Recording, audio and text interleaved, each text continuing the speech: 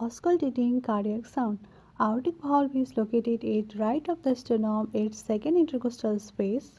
Pulmonic valve is located at left of the sternum at second intercostal space. Orb's point lies between pulmonic and tricuspid valve. Then you move down, tricuspid lies at left of the sternum at fourth intercostal space. Finally, we have mitral, which is located at left of the sternum at fifth intercostal space on mid-clavicular line.